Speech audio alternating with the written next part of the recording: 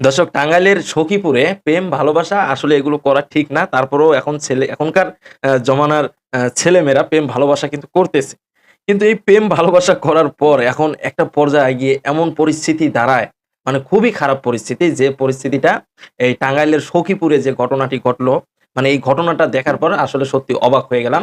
যে আসলে প্রেম ভালোবাসা করার পরে যখন তারা বিয়ে করে, বিয়ে করার পরে দেখা গেছে মামার বাড়িতে, খালার বাড়িতে, চাচার বাড়িতে মানে ঘুরিয়ে, ঘুরে তার বিয়ে করা স্ত্রীর সাথে শারীরিক সম্পর্ক করে সেই স্ত্রী যখন তার স্বামীর বাড়িতে যায় তখন তাকে নির্যাতন করা হয়। কিন্তু বর্তমান সময়ের ছেলেমেয়েরা এগুলো কিন্তু আসলে বুঝে না।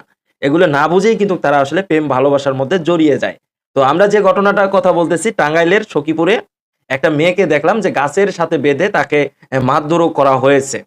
সেই মেয়েটা আসলে তার নিজের স্বামীর বাড়িতে গেছে। অথচ সেখানে যাওয়ার পরে তাকে মারধর করা হলো গাছের সঙ্গে বেঁধে। তো যাই হোক, এই মেয়েটার নাম হচ্ছে রুজিনা। তার বাড়ি হচ্ছে টাঙ্গাইলের সখীপুরে।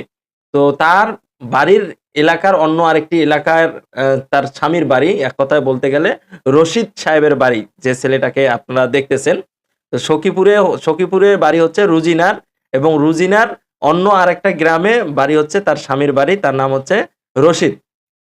তো এই রশিদের সাথে মোবাইল ফোনের মাধ্যমে এই রুজিনার একটা সম্পর্ক হয়ে গেছিল। তো এক পর্যায়ে তাদের সম্পর্কটা অনেক দিন হয়ে গেছে। এখন রশিদ রুজিনাকে বলেছে যে আমরা এখন বিয়ে করে নেই। প্রেম ভালোবাসা তো অনেকদিন করলাম, এখন বিয়ে করে নেই। বিয়ে করার পর আমরা আসলে অনেক সুন্দর করে সংসারটা সাজিয়ে নেব। তো রশিদ রুজিনাকে এটা বুঝায়। তো বুঝানোর পরে আসলে রুজিনা এবং রশিদ তারা এক কোর্ট ম্যারেজ করে বিয়ে করে। তো বিয়ে করার পর ভাই, মানে তারা চাচার বাড়িতে, খালার বাড়িতে, মামার বাড়িতে, মানে একেক দিন একেক জনের বাড়িতে গিয়ে তারা কিন্তু একান্ত সময় কাটিয়ে এসেছে। তো একান্ত সময় তারা কিন্তু কাটিয়ে এসেছে। তারা স্বামী স্ত্রী পরিচয় দিছে। আত্মীয়-স্বজনকে বলছে যে পালায়া বিয়ে করছি।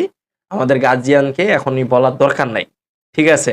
তো তারা কিন্তু আর বিষয়টা কাউকে বলে না। তো না বলা কারণে তারা আসলে তার ফ্যামিলির লোকজন, আসলে কারো ফ্যামিলির লোকজন বিষয়টা কিন্তু জানতে পারে নাই। বুঝতে পারছেন? তো হঠাৎ করে রশিদ রুজিনার ফোন-টোন কোনো কিছুই ধরতেছে না, এবং তার সাথে নাকি কোনো সম্পর্ক নাই। মানে রশিদের কথাবার্তা রুজিনাকে এই কথা বলে যে, "তোমার সাথে আমার কোনো সম্পর্ক নাই। আমি তোমাকে চিনি না।" এরই মধ্যে রুজিনা এখন কি করছে? তার বিয়ের যত কাগজপাতি আছে এবং তার কাছে ভিডিও, ছবি যা কিছু আছে সবকিছু নিয়ে হাজির হয়ে গেছে তার স্বামীর বাড়িতে। তার স্বামীকে ডাক দিয়ে বলে যে, "তুমি আমার সাথে এমন করতেছো কেন?" তখন তার স্বামী বলতেছে, "আমি তোমাকে চিনি না।" রশিদের বাবা-মা বাড়ি থেকে বের হয়ে এসেছে যে, "এই মেয়েটা আসলে কে?" তখনও রশিদ বলে যে, "এই মেয়েটাকে আমি চিনি না।" মানে তাদের যে দাবি হচ্ছে এটা। তো এক পর্যায়ে এমন মারধর তাকে করছে, মেয়েটা এখন হাসপাতালে। আর এদিকে তারা বলতেছে যে, "এই মেয়েটার সাথে কোনো সম্পর্ক আমাদের নাই।"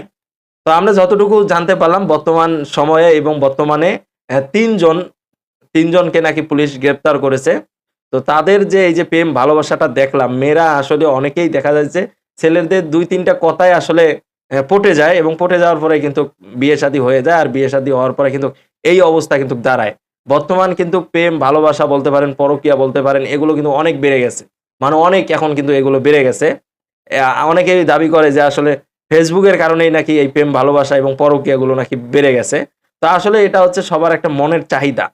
তো আমি আসলে Facebook এর দোষ দিচ্ছি না। কারণ এটা যার, যার ব্যক্তিগত ব্যাপার। আমি কেন শুধু Facebook এর দোষ দিব ভাই?